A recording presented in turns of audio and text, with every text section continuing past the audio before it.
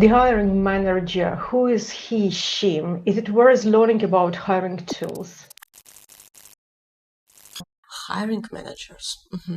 Actually, if we consider an example of EPAM systems as a really big international global company with 45,000 engineers, I suppose, if I'm not mistaken, or at least so, then hiring managers, it is a specific role of the person who decides that this specific candidate with these skills and abilities will be productive, will be efficient in our type of projects.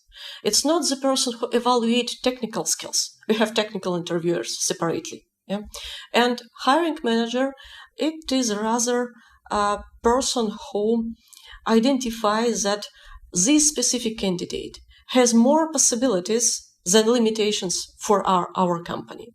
That his or her skills, candidate skills, may be applied efficiently for the business, may bring business value very soon. And here, hiring manager is the person who should be both technical person and people person, and identify which type of projects should be offered to these specific candidates to increase business value for the company and to create such an environment for this person to let their talents flourishing. What are the company's roles when recruiting technical expert or hiring manager? How does the recruitment process usually work? And once again, I wouldn't rely on usually. I would tell that it depends on the business goal. If we are in the small company, I would say in rather family-like company, then all the roles may be combined in one person. One person contacts candidate, the same person conduct technical interviews, the same person decides upon hiring or not hiring if the company is small, for example. Or if personal skills, personality, matters much more than some specific skills that can be trained. If we need firstly to hire a family member, not the member of sports team, so to say. Still, if your goals are more globally rather than family located, then I suppose that the number of roles should be aligned with the speed of decision making. We can have talent acquisition, attracting candidates, technical interviewers evaluating specific professional related skills, and hiring managers deciding on hiring and inviting or engaging candidates to the company. Not the numbers of roles matter, I would say, still the quality of the hiring process and the speed of passing the candidate from one stage to another, aiming not to lose candidate and not to waste his interest to the company. So I would say not the number of the roles, but the meaning or the goal of each role played by a specific specialist. And if about EPAM, we have definitely big pipeline of hiring, big pipeline of interviewing, and here is one of the key reasons why we do have several roles. There is just a lot of candidates we'd like to interview, we'd like to see. That's why we need general interviewers who identify whether we can be together as a candidate and the company, whether the candidate is ready to some specific processes in a big global company.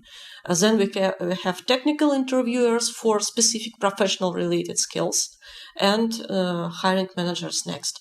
And each of the person understand what he or she gets from the previous stage and what should be passed to the next stage to achieve common goal for the company, to be with the candidate or to wish him good luck in some other place.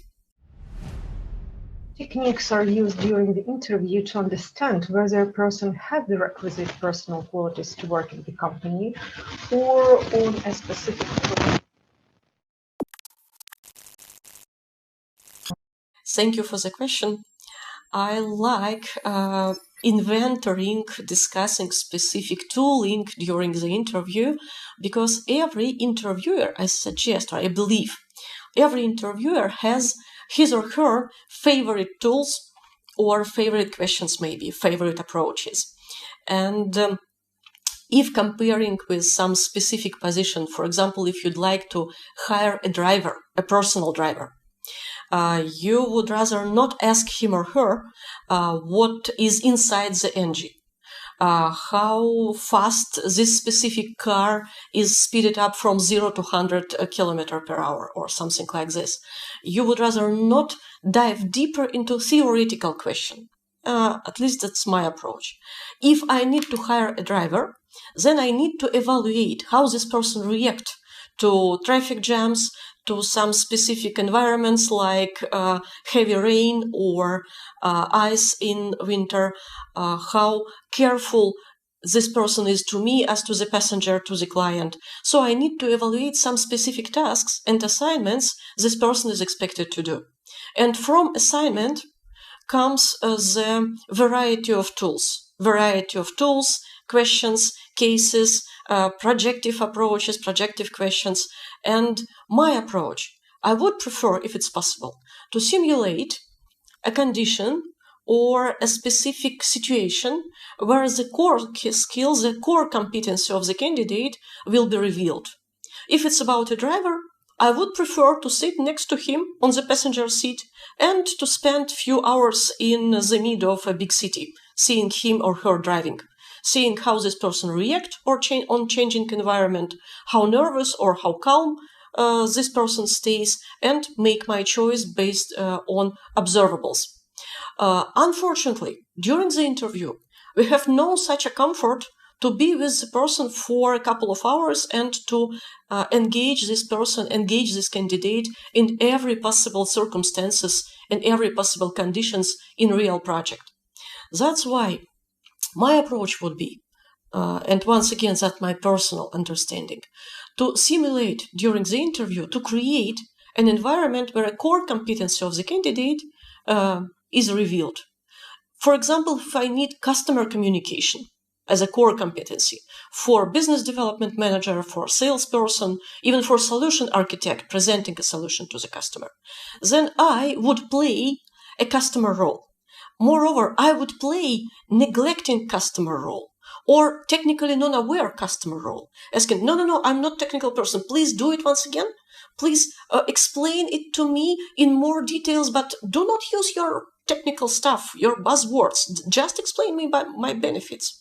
And I would evaluate the reaction of this candidate, his ability to speak my language, and some specific soft skills like being patient, applying probing questions, keeping contact with me, not evaluating critically what I ask or what I suggest to him. So it depends. The main idea is to identify core competency and create the environment during interview to reveal this competency. There are a lot of methods today, and even artificial intelligence is engaged to interviewing candidates with different psychometric tests. Still, every company decides which tests or which probing questions are valid, and so every interviewer does. So it depends. The main idea is that the tool the interviewer uses provides this interviewer with a valid information for hiring decision. Thank you. Hiring mistakes. How not to hire someone who is absolutely wrong for the company? Which candidates shouldn't be hired at all? Thank you for this question. It's one more question that should be considered during interview, during hiring process. In today's battle for talents, every company looks for bigger, better amount of hiring and so on and so forth.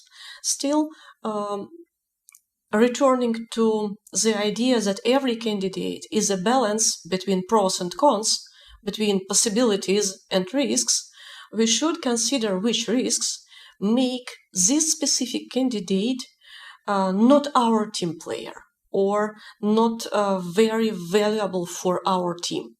and we should start with the corporate culture. If we are in, let's say, directive culture, I would say that we need candidates with high level of obedience, like in army. Yeah, if there are several commanders in army, then I suppose that we lose the battle. If we are in the intelligence company like IT or marketing or whatever, then we need candidates with creative skills. So first of all, we should understand what is the team fit for us. Because, team player for a troupe and team player for a symphonic orchestra, there are two different team players, two different personalities. So first of all, our candidates should be in compliance with our culture. And speaking generally, I would prefer not to hire the person with avoidance motivation. You definitely know what does it mean, achieving motivation and avoidance motivation. And I would be very careful with the person saying that, oh, I have tried this job in this company and everything was not good, so I left them. And then I joined this company and their processes were not very good and I left them. And if the person has proven track record of leaving the company because of everything was not okay, everything was wrong, then I'm afraid this person will very soon find what is wrong in our company. That's why I do prefer to find the person who is looking for something, not hiding from something. And the second type, maybe not type, but specific state of the candidate I would not hire is the candidate without internal energy, without some specific maybe desire or specific need, looking for a job as just, okay, I'd like to spend some time here. It's not my specific job, it's not my specific passion, but I need to do this job, so why not to hire me? I would be good, I would be passionate, I would sit from 9 to 5, so 9 to 5 persons, yeah, I would say that would be not my choice. Why should managers deal with recruitment and not HR specialists? I would say that I would expect a perfect blend in collaboration between HR specialist and manager. Still, manager should be responsible or must be responsible for hiring because manager is the person whom the candidate career is depending on. Manager decides which tasks to assign to the candidate, how to evaluate candidate's performance, how to promote or reward this specific person. So here is managerial tasks to find the best use for the candidate. Meanwhile, for HR has their specific assignment like creating supportive environment or supplying course and necessary benefits, perks, and so on and so forth. So to help this candidate do their best, do their utmost for the project. Still, as for development, as for using these specific skills, the manager is the one who is responsible for. That's why the manager should say his final yes or no, I'm ready to work with this person, or maybe that's not me.